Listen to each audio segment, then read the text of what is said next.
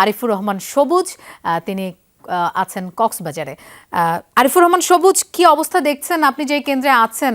এখন তো দুপুরে হয়তো কিছুটা ভোটার উপস্থিতি কম থাকে, যেটা স্বাভাবিকভাবে আমরা অন্য জায়গাতেও দেখেছি। আপনি যে কেন্দ্রে আছেন সেখানকার কি অবস্থা?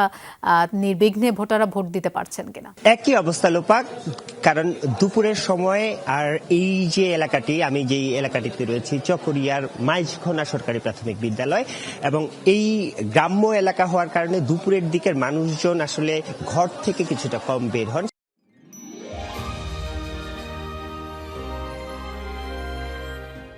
সে কারণে এই মুহূর্তে আসলে প্রত্যেকটি কেন্দ্রেই ভোটারের যে চাপ, অর্থাৎ সকালবেলা যেরকম আমরা ভোটারের চাপ দেখেছি, সেই চাপ এখন এই মুহূর্তে একেবারে কম। আপনি আমার সামনে যেই তিনটি বুথ দেখলেন, তিনটি বুথেই কিন্তু একজন দুইজন করে আসছেন, ভোট দিচ্ছেন।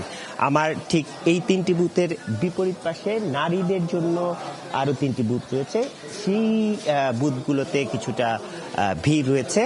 তবে সকালের দিকে, মানে এই কেন্দ্রটিতে এখানে প্রায় 2900 ভোট রয়েছে। 2900 ভোটের মধ্যে 1500-র বেশি এর মধ্যে কাস্টিং হয়েছে, যদিও 7 ঘন্টার বেশি অতিবাহিত হয়েছে, আর অল্প কিছুক্ষণ সময়। তবে যারা এখানকার যিনি প্রিসাইডিং এর দায়িত্বে রয়েছেন, তিনি বলছেন যে তিনি আশাবাদী যে দুপুরের যে সময়টা, সেই সময়টা পরেই মানুষজনের মধ্যে আরেকবার ভোটের যে সকালের দিকে যে চাপটা, সেই চাপটা সকালের মতো যে চাপ ছিল, সেই চাপটা আরো কিছুটা বাড়তে পারে।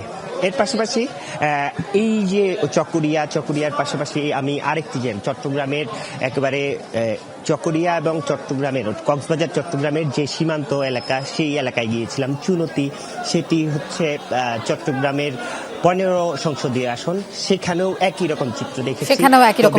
সবুজ, আপনাকে ধন্যবাদ আমাদের সাথে যোগ দেওয়ার জন্য।